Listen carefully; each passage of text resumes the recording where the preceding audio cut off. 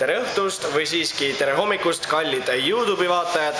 Taas kord mina siin Jaanus Polli ning meie staar Renate tegemas järjekordset videot. Seekordne video leiab aset Põlvas, kus on toimumas Tre vahupidu ning praegu me oleme siin vippide ruumis ning vaatame siis, kuidas tänapäeva staarid elavad. Siin näete Renatet, kes on õudselt väsinud enda esinemisest. Esinemine läks talle õudselt hästi, ta kutsuti lavale uuesti tagasi. Kuidas sa kommenteerid oma setti, kui niimoodi välismaakeelselt öelda? No, set oli ses suhtes väga hästi organiseeritud, et mul on väga rahul korraldajatega ja kogu see värk oli tõesti oli näha, et inimesed panid oma südamed sinna sisse, et see läks väga hinge kõigile. Ja sellepärast ma arvan, kutsutigi mind tagasi, et muidu seda poleks juhtunud ja tõesti ma olen väga rahul, väga super. Nagu oli näha rahva emotsioonist, siis nad tundsid su laulud ära, nad plaksutasid kaasa, hüppasid. Kuidas sulle tundub need laulud, mis sa esitad, need on kõik sinu välja mõeldud? Et kuidas on sul tunne olla laval, kui sa tead, et inimesed laulavad su laule kaasa, et mis tunne see on? See on kirjeldamatu.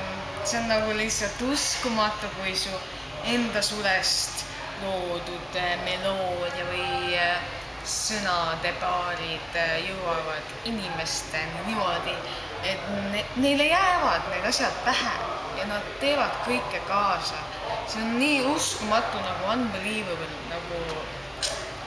Need, kes inglise keelt ei mõista, siis see välismaaline sõna tähendas seda, et uskumatu, otse loomulikult.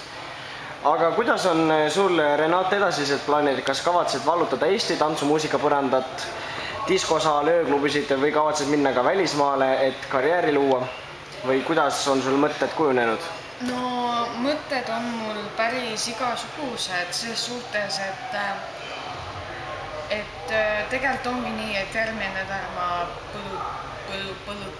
põrutan Ameerika maale ja kohtun mitmete produtsentidega, et luua selliseid tantsumuusika projekte ehk siis vallutada välismaa ilma muusikatuurita.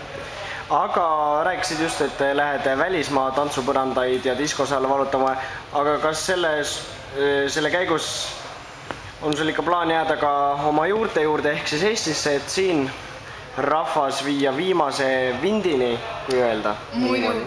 Muidugi, et teen Ameerikas ilma ära, annan kontsert igal pool, siis tulen Eestisse mõneks ajaks ja siis mööda Eestit käin igal pool kontserte andmas. Ma ei unusta oma rahvust ja seda, kus ma pärit olen.